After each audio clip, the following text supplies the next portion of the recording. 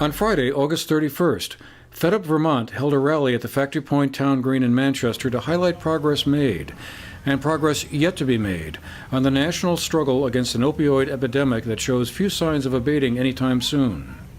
Earlier this month, the Federal Centers for Disease Control released a report stating that last year, in 2017, about 72,000 Americans were believed to have died as a result of opioid-related overdoses, a 10% increase over the previous year.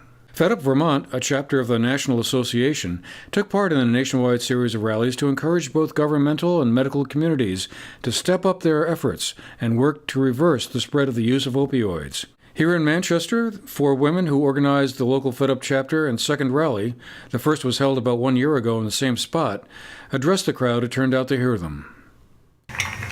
Today is International Overdose Awareness Day. This rally, which is one of 167 across the country, is in response to the opioid epidemic that is gripping our nation. It is our goal to raise awareness and break the stigma associated with addiction, to provide important resource information to our community, and to join together to address what needs to be done to turn this crisis around. Drug addiction is a real problem in Vermont, and it is a real problem in our own local towns.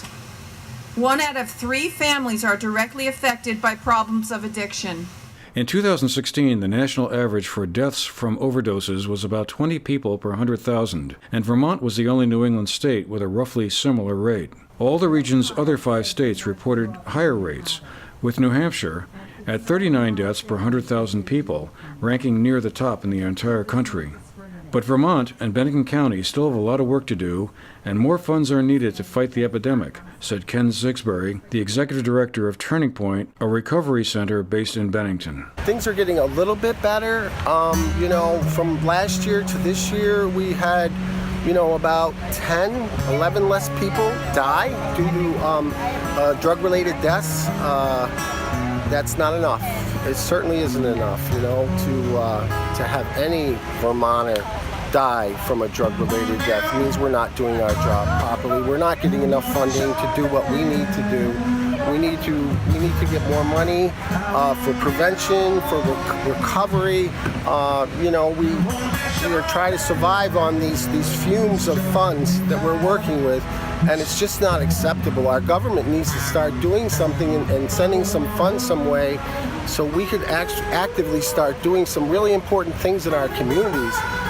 This opiate epidemic has been going on for quite a while now, and we have to work harder and smarter and, really work on our politicians to make them understand. They see the statistics, but unless we get up in front of them and start screaming at the top of our lungs that, we really need this, then nothing's going to happen. Commander Matthew Prouty of the Rutland Police Department, a town that until recently was considered an epicenter of opioid misuse, was one of the speakers of the rally. He shared what he saw as the lessons Rutland's struggles against opioids held for other communities from a law enforcement standpoint. Well, don't let pride get in the way. Be very willing to ask for help. There are a ton of great organizations out there, great people.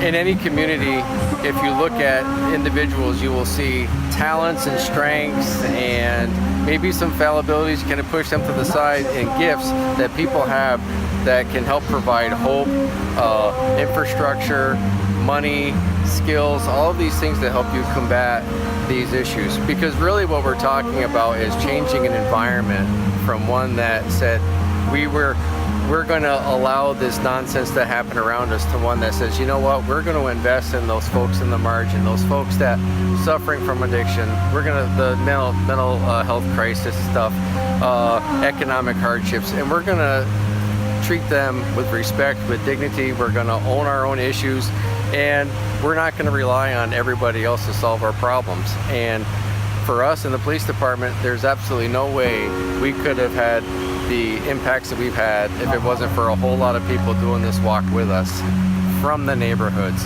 from the faith community, from the state, from the feds, the private sector, cheerleaders, people that just wanted to be the good in Rutland, and that's actually a slogan we have. State Representative Linda Joy Sullivan urged local residents concerned about the epidemic to get active and push for more action from Montpelier. I would think that when we all go back, there's going to be a new surge of people sitting in the House. So a lot of bills will be revamped. Some that are on the wall are definitely going to come back out. I think there may be others that can be combined to cause amendments to happen and a new bill come out. But I think that the guidelines, the bill that we have out there, is crucial. I think we need to put those guidelines into statute. And for all the people here, they think that they need to get to Montpelier. I agree with them.